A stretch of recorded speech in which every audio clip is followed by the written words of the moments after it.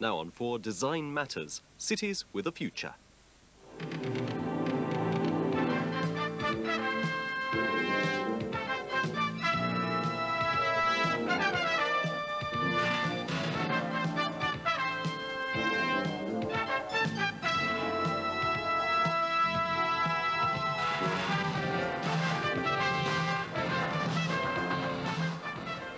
Southampton is the second largest container port in the United Kingdom. It handles most of our trade with the Far East. Once, Southampton was Britain's passenger gateway to the world, the Heathrow of its day.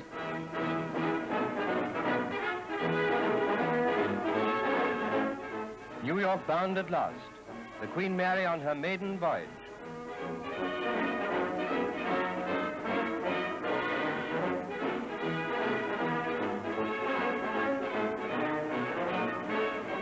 Baggage is slung aboard, and then 2,000 privileged people, with one or two who'll hardly remember the memorable occasion, begin to embark.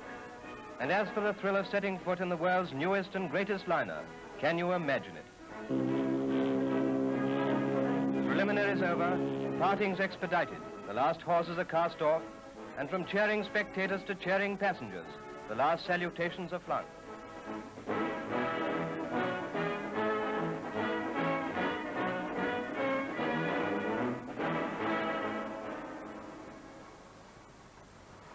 When I see what's going on in the docks here, I'm absolutely appalled. Bloody just like a cemetery. To my intent, it is a cemetery. I think Southampton docks has died. In this little area here, you could see 6 or 7 ships. Sad for me.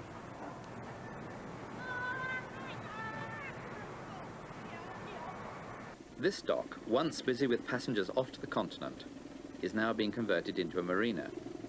Marinas are all right in their place, but to use one of the best ports in the country, if not in Europe, with a marina here and another one that's going to be built at the town quay, to me, it seems a waste of a brilliant facility. There's no locked gates, we've got deep water, we're on the major trading routes of the world, and to have a marina in the middle of that just seems nonsensical. It may seem nonsensical to the dockers who used to work here, but ports are having to change. We've set ourselves a task in the City Council of completely redesigning our city from top to bottom. So what we're looking at is really a series of 4 major developments. Firstly, we're talking about reclaiming the sea for the city, making use of derelict dockland, all of which gives the public access to the water and gives a new image to the city and brings a lot of new industry into the area.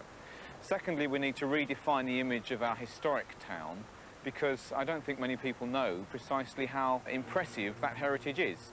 And that then connects with the seaside environment to give us a very attractive package, if you want to put it that way, for the tourists to come and experience.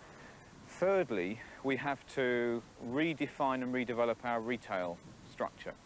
We have always historically been an important regional retail centre, but we've rather slipped behind recently. We need, therefore, to develop pedestrianisation schemes, get a better system of car parking and access, and more importantly, what I call a fatter structure of retailing in the city centre. We've got to defend ourselves against out-of-town shopping developments, which means bringing warehouse-type shopping into the city centre. We've already made a start on that in the flatland, which previously was undeveloped for many years. And finally, we've got to look at the economic development pattern of the city. We've historically been dependent on 7 multinational companies, and we need to diversify our manufacturing and service base away from that dependence. And that means using the city's economic development function in a very positive way to attract new industry in the city, which is compatible with the skills we already have. What we've tried to do in Southampton is pull money in on the back of council initiatives, and that does imply a partnership. Now, I think where we surprised some people is when we took control in Southampton, people thought, my God, the Red Bolsheviks have arrived. And when we were prepared to talk with developers and actually put partnership schemes together, we actually got a lot of advantage because people found we were much nicer than they thought we were. And that gave us a head of steam, which we perhaps previously hadn't been expected to have. And we've, I think, now developed a number of schemes which operate partnership very successfully. Shamrock Quay has found a new lease of life through the imaginative restoration of a dilapidated area.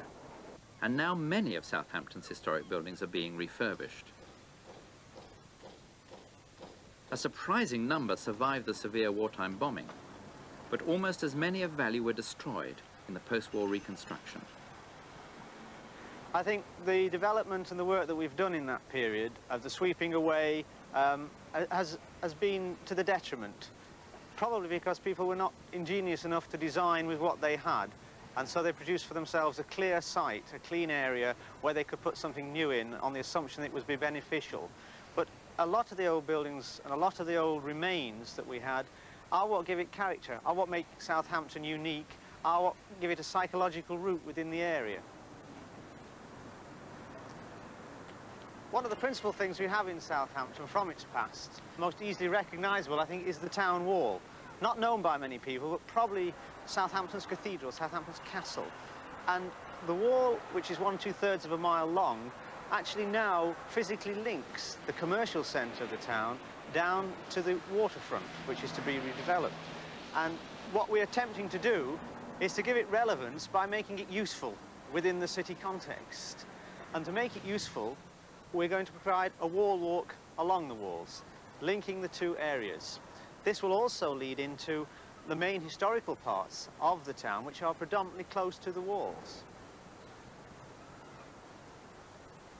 Tucked behind the city walls is some of the new housing built by the City Council for senior citizens.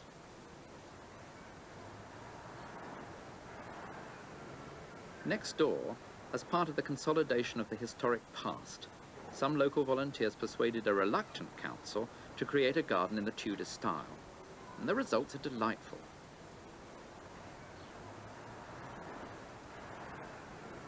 Started off really by seeing a little show at the Chelsea Garden show of a medieval garden, and I thought, wouldn't it be nice to have one in Southampton? And that's the way it started. How did you find out what form it should take, what plants it should have? Well, I'd rather assumed that everybody knew. After some preliminary reading, I realised that people can write books about gardens, but you can't necessarily design from what they've written. So I went back to the original sources, 16th century writings. And were the plants available, or did you have to hunt?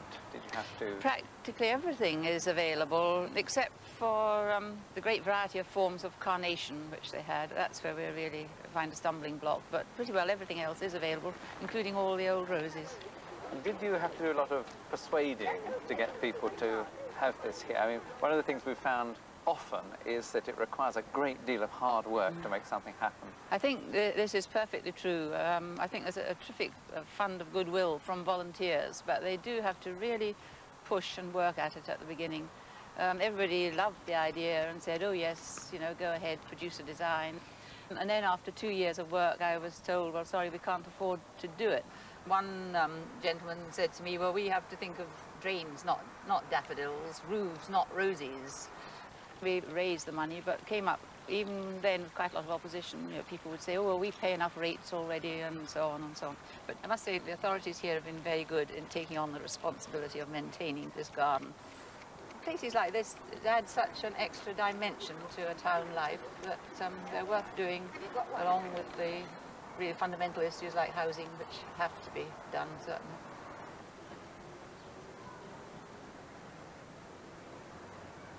The issues confronting inner cities are certainly of major political and public concern. Of course, they tend to be focused on housing, industry, employment, wealth creation and the like. But small, imaginative gestures, such as Southampton's carefully designed Tudor Garden, are equally needed if cities are to be worth living in. I think it would be very arrogant of me to tell Glasgow or Newcastle or Belfast how to organise their affairs. But I do think there are certain features of what we're trying to do in Southampton that certainly can be applied. The most important one, I think, is to look at the city as a whole, to look at the overall strategy for the city and try and then put various particular developments into context. And certainly we've learnt our lessons in the past that if you do something which doesn't relate to anything else, it simply won't work.